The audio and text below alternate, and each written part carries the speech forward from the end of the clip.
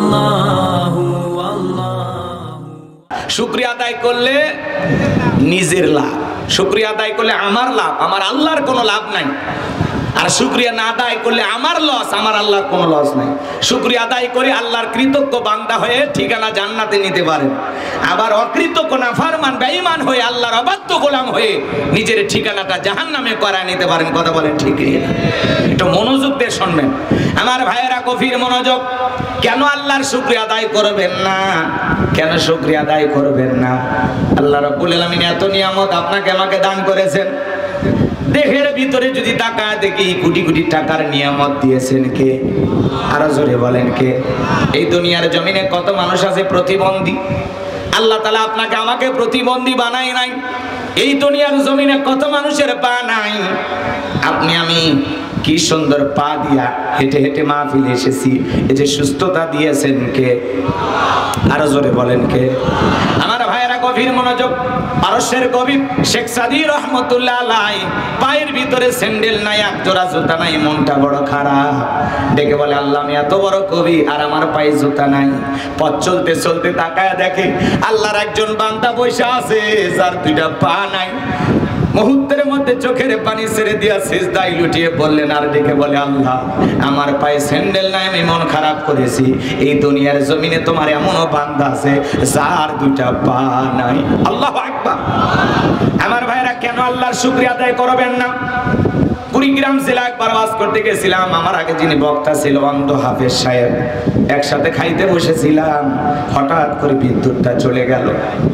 আমি বললাম, ভাই তাড়াতাড়ি আলোর ব্যবস্থা করেন। কমিটির ভাইদের জন্য চিল্লা চিল্লি করলাম, তাড়াতাড়ি আলোর ব্যবস্থা করেন। অন্ধ হাফেজ সাহেব ডেকে বলে, হুজুর 52 বছর ধরে আমার চোখে কোনো আলো নাই। 52 বছর ধরে আমার চোখে বিদ্যুৎ নাই হুজুর। আমার মা আমাকে জন্ম দিয়েছে, মায়ের চেহারাটা কেমন আমি জানি না, আমার বাবাটা দেখতে কেমন আমি জানি না। ও হুজুর, বড় হওয়ার পরে মা বাবা বিয়ে দিয়েছে, আমার বইয়ের চেহারাটা কেমন আমি জানি না, দেখতে ফর্সা না কালা আমি জানি না। বিয়ে করার পরে আল্লাহ কয়েকটা সন্তান দিয়েছে, ছেলেগুলোর চেহারা কেমন আমি জানি না, মেয়েগুলোর চেহারা কেমন আমি জানি না। ও বুঝু, যে আল্লাহ আমারে বানাইছে আমার চেহারাটা কেমন আমি জানি না, আসমান দেখতে কেমন আমি জানি না, জমিনটা দেখতে কেমন আমি জানি না। এরপর আসমানের মালিক আল্লাহর উপরে আমার মন খারাপ নাই, তার প্রতি কোনো রাগ নাই। আমি আল্লাহ তাআলার শুকরিয়া আদায় করি, হুজুর দুনিয়ার জমিনে আল্লাহ চোখের আলো দেয় নাই, আমি মন খারাপ করি নাই। কারণ এই চোখ পাওয়ার পরে অনেক মানুষ চোখের পাপ করে। কথা বলে ঠিক না? এই যে কয়েকদিন আগে বৃষ্টির জন্য একজন দোয়া করতেছে, অন্ধ মানুষ দোয়া করে বলতেছে, আল্লাহ দুনিয়াতে সবাই চোখ পাইছে, অনেক মানুষকে তুমি চোখ দাও নাই, তার মধ্যে আমি একজন। ও আল্লাহ, জীবনের কোনো আমল যদি কবুল না হয়, আমি অন্ধ মানুষ চোখের গুনাহ থেকে নিজেকে বাঁচাই রাখতে পারছি, আমার তো চোখে আলো নাই, আমি তো চোখ দিয়ে দেখতে পাই নাই। আল্লাহ এই কথাটা যদি কবুল হয়, এই কথাটা যদি এই আমলটা তোমার দরবারে কবুল হয়, এই কারণে একটু বৃষ্টি দাও। অন্ধ মানুষকে দেখে দোয়া করতেছে। ওই কুড়িগ্রামের অন্ধ হাফেজ সাহেব ডেকে বলা, হুজুর আল্লাহ দুনিয়াতে চোখের আলো দেন, আমি মন খারাপ করি নাই। কঠিন কিয়ামতের ময়দানে আমার আল্লাহ যেদিন আমার চোখের আলো ফিরায় দিবে, ওই দিন যেন সর্বপ্রথম আমি চোখের আলো পেয়ে আমার আল্লাহকে দেখতে পাই। একটা অন্ধ ব্যক্তির সান্ত্বনাটা কোথায়, কিভাবে সবর করেছেন, কিভাবে ধৈর্য ধারণ করেছেন, যে আল্লাহ দুনিয়াতে চোখের আলো দেয় না, আমি আফসোস করি না। কঠিন কিয়ামতের ময়দানে আল্লাহ যেদিন চোখের আলো ফিরায় দিবে, ওই দিন যেন আমার চোখের আলো দেয়া সর্বপ্রথম আমি আমার আল্লাহকে দেখতে পাই। বলুন আল্লাহু আকবার। আমার ভাইরা, কেন আল্লাহর শুকরিয়া আদায় করবেন না? মায়ের পেট থেকে যখন দুনিয়াতে এসেছিলাম একেবারে উলঙ্গ, এই যে দেহে পোশাক পরার ক্ষমতা দিয়েছেন কে? জোরে বলেন কে? যখন এসেছিলাম টাকার বান্ডিল নিয়ে আসছিলাম, জমির দলিল, আজকে আপনি লক্ষ লক্ষ টাকার মালিক, কে বানিয়েছেন? জমির মালিক কে বানিয়েছেন? আমার ভাইরা, কেন আল্লাহর শুকরিয়া আদায় করবেন না? এমনও জীবন চলছে, এমনও দিন আমাদের গেছে এক বেলা খাইতে পারি না। বাবা মাঠে খেতে কাজ করতো, সেখান থেকে রোজগার কইরা চাল ডাল কিনে ঘরে নিয়ে আসলে তারপরে রান্না হইতো। কথা বলে ঠিক কিনা? আমার ভাইরা কেন আল্লাহর শুকরিয়া আদায় করবেন না? আপনি ছোটখাটো ব্যবসায়িক প্রতিষ্ঠান আছে সাতক্ষীরা শহরে, আলহামদুলিল্লাহ কত মানুষ স্বপ্ন দেখে সাতক্ষীরা শহরে একটা দোকান দেব, আল্লাহকে আপনারে ভালো রাখে নাই।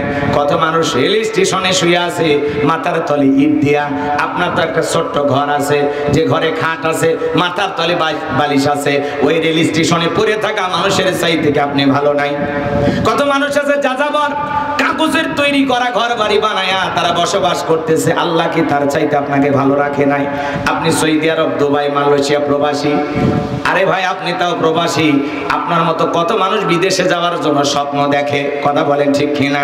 আপনার নিজের অবস্থানে থেকে আপনি খুশি না, আপনি যে অবস্থানে দাঁড়িয়ে আছেন এই অবস্থানে আসার জন্য অনেক মানুষ স্বপ্ন দেখে, কথা বলেন ঠিক কিনা? এই জন্য আল্লাহ যাকে যতটুকু দিয়েছেন ততটুকু পেয়ে শুকরিয়া আদায় করতে হবে। কার লাইন শাকারতুম লাযিদান্নাকুম ওয়া লাইন কাফারতুম ইন্না আযাবি লাশাদীদ।